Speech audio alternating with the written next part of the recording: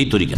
এখন এই ভাগগুলি সম্পর্কে যে 7 ভাগ করা, এই সম্পর্কে আল্লামা শেখ ইমাম আব্দুল্লাহ ইবনে বাজ রহমতুল্লাহ আলাইহি সৌদি আরবের বিগত প্রধান মুফতি এবং বিশ্বের সবচেয়ে বড় আলেম, 3 জনের একজন, মনে রাখবেন। ভারত, বাংলাদেশ, পাকিস্তান মিলে এত বড় আলেম নেই, কোথাও নেই, না পূর্বে না পশ্চিমে। জি, এটা হচ্ছে হক কথা। আর যারা জানে না দূর থেকে, তারা অন্ধকারে রয়েছে, তাদের লিখনি হয়তো পড়ে না, কাছে থেকে চেনেন না, যার ফলে তার ফতোয়া তাকে জিজ্ঞাসা করা হচ্ছে। হযরত সাহিবুল ফাজিলা শেখ আব্দুল্লাহ ইবনে আব্দুল্লাহ বিন বাজ হাফিজাহুল্লাহ, আসসালামু আলাইকুম ওয়া রাহমাতুল্লাহি ওয়া বারাকাতুহু। ওয়া বাদ আরজু তাকাররুম বিইফতাইন হাল ইউজজি সুবউ মিনাল বাকারাতি আবিল বাদানাতি আনির রাজুলি ওয়া আহলি বাইতিহি। জিজ্ঞাসা করছেন তাকে জিজ্ঞাসাকারী যে আশা করি আমাদেরকে ফতোয়া দেবেন অনুগ্রহপূর্বক যে গরু অথবা উটের 7 ভাগের 1 ভাগ, সোবো মানে 7 ভাগের 1 ভাগ কোনো একজন ব্যক্তির পক্ষ থেকে ও আহলে বাইতি তার পরিবার, স্ত্রী, ছেলে মেয়েদের পক্ষ থেকে যথেষ্ট হবে কি না।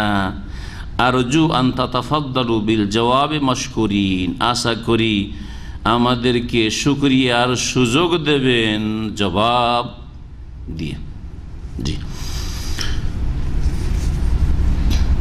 বলছেন জবাবে শেখ রাহিমাহুল্লাহ, কাদ্দাল্লাতি সুন্নাতুস সাহিহা আনিন নবী সাল্লাল্লাহু আলাইহি ওয়াসাল্লাম, সহিহ সুন্নাত দ্বারা প্রমাণিত নবী করিম সাল্লাল্লাহু আলাইহি ওয়াসাল্লাম থেকে, আন্নার রাসাল ওয়াহিদ মিনাল বাকারি ওয়াল বাকারি ওয়াল গানামে ইউজজি ওয়া আনির রাজুলি ওয়া আহলি বাইতি ওয়া ইন কাসুরু, একটি উট, রাসুল ওয়াহিদ মানে এক মাথা, মানে একটি উট, একটা গোটা উট, আর একটা গোটা গরু, একটা গোটা গানাম মানে ছাগল, যে কোনো ধরনের হোক না, মেষ অথবা দুম্বা, ইউজজি ও আনির রাজুলি কোনো একজন ব্যক্তি ও আহলে বাইত এবং তার পরিবারের পক্ষ থেকে যথেষ্ট, ওয়াইন কাসরু তাদের সংখ্যা যত বেশি হোক না কেন, যত বেশি হোক না কেন।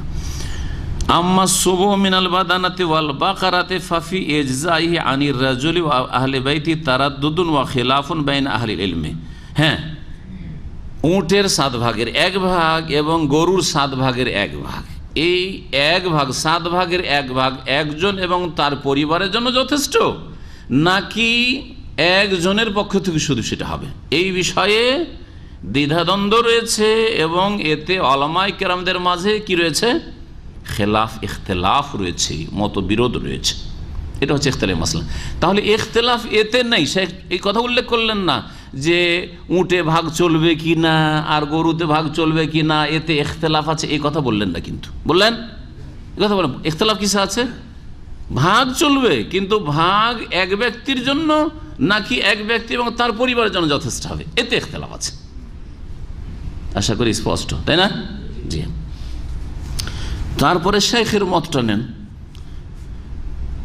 ওয়াল আরজাহ, এবং অগ্রাধিকার যোগ্য মত হচ্ছে আন্নাহু ইউজজিউ আনির রাজুলি ওয়া আহলি বাইতি, 1 ভাগ উট 7 ভাগের 1 ভাগ গরু, এটা যথেষ্ট, ইউজজিউ আনির রাজুলি একজন, ওয়া আহলি বাইতি তার পরিবারের পক্ষ থেকে, সমান একটা খাসির মতো, একটা বকরির মতো, একটা মেষের মতো।